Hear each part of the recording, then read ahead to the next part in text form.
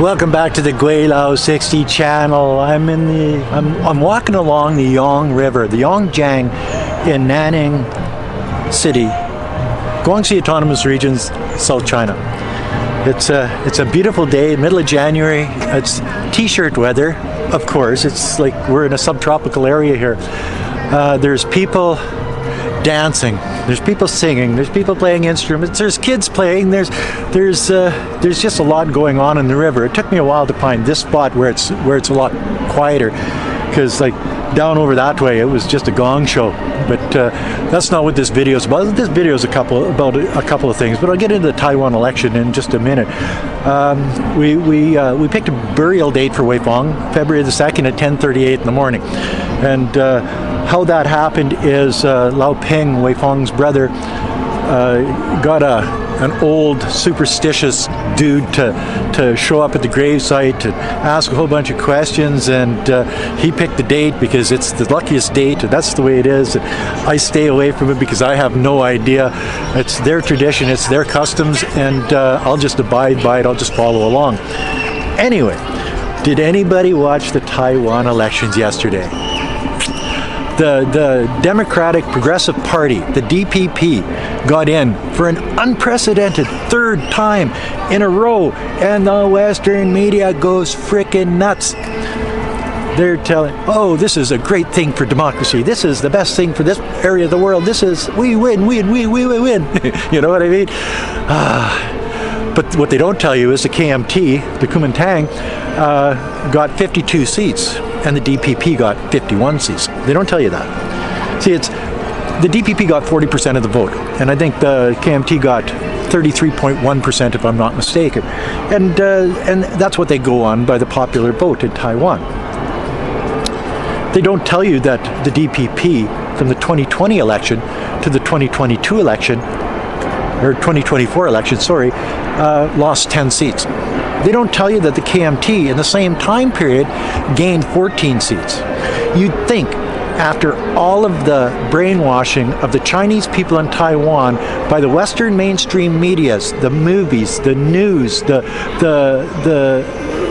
radio, the newspapers, even the movies that they put on, that they make, you'd think it would change the Chinese people's minds in Taiwan to vote 100% for the DPP. And the DPP is a separatist party, wants to separate from China. And the KMT is more of a pro-China. They want more ties with China. They want more financial security from China, just for the fact that I think 75% of all of their trade is done with the Chinese people in mainland China, with the Chinese people in Taiwan. You know what I mean? So you'd think that they would have just landslide. After 80 years of brainwashing these people, 33.1% of them have seen through the bullshit. I attribute that to channels like mine, where we tell the truth. We live the life, the experience of this world. We're not propagandists that get paid just to spout propaganda on Western mainstream media, like the New York Times and the Wall Street Journal, and you know the nasty bastards. So social media is a real important thing in this area of the world, and the Chinese people in Taiwan are actually listening to social media more and more. So it's that alternative news. Then they start to understand that they have been brainwashed in their schools, in their curriculum, the whole 9 yards. They've been doing it for years. And the DPP now has a minority government. They can't make any decisions without the KMT.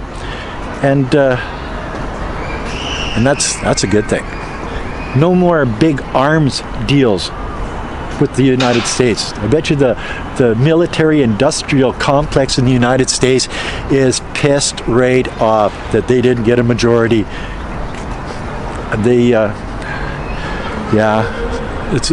It's sad for them. And it just goes to show that the way the Chinese are dealing with Taiwan is the right way. they're not putting boots on the ground. The only people that talk about military intervention are the Americans, the Canadians, Australians. They are pointing their finger and say, oh, China's going to do this, China's going to do that. Well, no, China will just sit back on its haunches and wait it out and understand that sooner or later the Chinese people of Taiwan will vote the right way, and they'll have more ties with mainland China, and that's just the way it goes. You can look at it this way. If the shoe was on the other foot, what would the Americans do? Because they do exactly the opposite of what the Chinese would do. And they have how many skirmishes has China been in since World War II? How many have they started? None, exactly.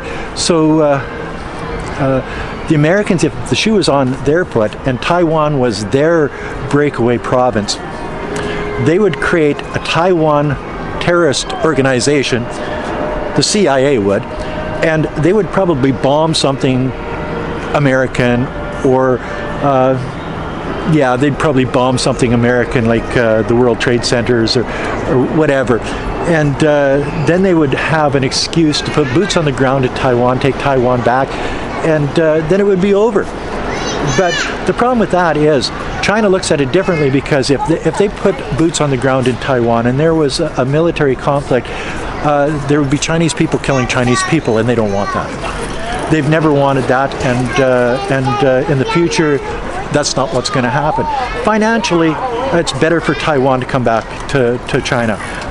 There's only a couple banana republics in the world that actually believe that Taiwan is its own country. Most countries around the world understand that Taiwan is a breakaway province of China. There's a one China policy, and everybody respects that around the world. So the idea that the Americans are selling arms to Taiwan to protect it from China, protect it from its own country, and they get these politicians that will actually go for that, is just... Well, they're getting paid off, is what's happening. They're selling their soul to the American arms dealers for money, and basically that's the end of it. So they won't be doing that anymore. Kids everywhere, and happy kids. You see, you can go to the park, and there's no homeless people, there's no drug addicts, there's no syringes for kids to poke themselves with, there's no tent cities, there's none of that stuff. This is a park. This is the way it's supposed to be. So anyway, I digress. Back to the Taiwan thing.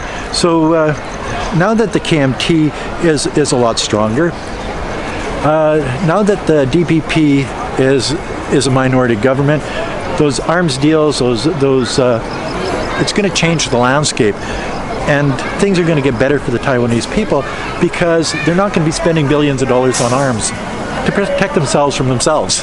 You know what I mean? And I think this was a good election. It showed the mindset is changing in Taiwan. It's more pro-China. They see that the Americans aren't what they portray themselves as. They're looking at democracy. They're looking at Gaza. They're looking at what's happening to the Palestinians and how the Americans are backing the Israelis. They're looking at all of the skirmishes that the Americans have been part of, or proxy, like the Ukrainians and the Russians, and how they turn their backs on, say, the Kurds in Syria. And now they're taking their pocketbook and their checkbook and going home and not giving the Ukrainians any more money. So you can see that when it doesn't go their way, they just cut and run and bail. Where Taiwan's starting to see that, and they're not going to be the next American puppet, I guess, is what I'm trying to say here. Anyway, that's another video from Nanning City. You look behind me, you look around, and this is a beautiful city. I've come to love it. I'm staying here. I ain't going nowhere. As I say, we bury Wei Fong on February the 2nd, and my burial date is sometime in the future, but it'll be right beside her. And I've come to grips with that. I'm getting better, guys. And that's another video from Gweilo 60. Now I'm going down to the Chaoyang area. I'm gonna grab an ice cold Li Chen Peugeot, or maybe I'll go Heineken today, and sit down and have a cold one and just take in the ambiance of Nanning City. And yes, I might watch some pretty girls walk by, but that's the beer making me do that. Until next time, thanks for watching. Oh, and I need another 400 subscribers to hit 100,000, so maybe throw me a bone, guys. I'm getting close. I want my little silver button from YouTube. 100,000 subscribers, it'll come. Boy, it's taken a long time though, eh? Until next time, thanks for watching. Peace out. Bye now.